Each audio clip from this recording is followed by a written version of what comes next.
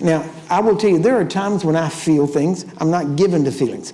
I told God years ago, I'd been reading a lot of E.W. Kenyon, and I told God, I want pure faith. I don't have to have any signs, any feelings, nothing.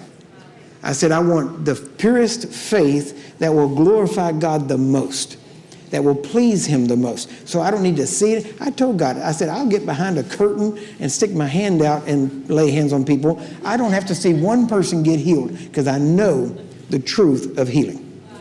And so now he's never had me do that, but I was willing to do it. And so I didn't have to have any feelings or anything else. And because of that, for years, I didn't. But at the same time, there were times when I did, but I didn't ask for it. And so I would feel things. And so there were times when I would feel, matter of fact, if I stand here like this for like 20, 30 seconds, I'll feel. I can feel the Spirit flowing. Why? Because he knows when I'm in this position, this is how I usually pray for people. I take them by the hand, and he's ready. And I can feel it flow. Now, there's other times when I don't feel it. I kind of figure it out a little bit. Now, this is how we work, all right, how God deals with me.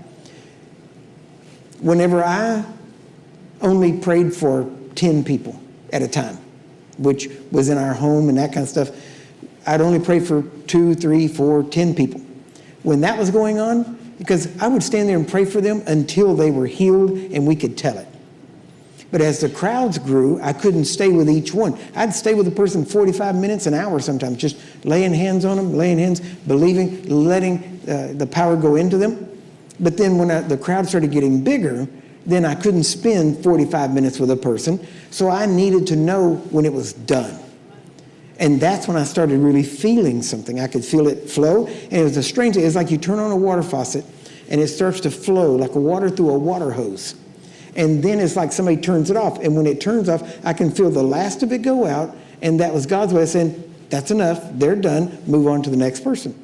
And that would usually take about a minute and a half. Sometimes it would vary. But the bigger the crowd, the less time I could spend with each person. Why? Because I never wanted to tell somebody, go home, come back tomorrow night, because I'll tell you what I found. If it's listed as a terminal case, and they come to a meeting and they don't get ministered to that night, when they go home, the devil knows. And he does his best to kill them before the next night.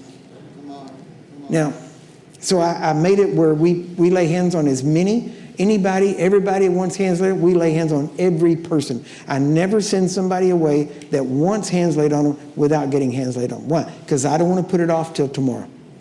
And so, but I had to learn. Now, I could feel him flowing, rivers of living water.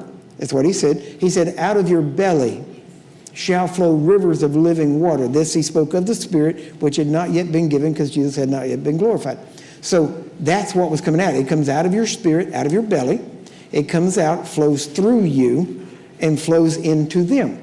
And now it's going through your spirit, which is in your hands, in your body, and it goes into their spirit. It doesn't go into their physical body, it goes into their spirit.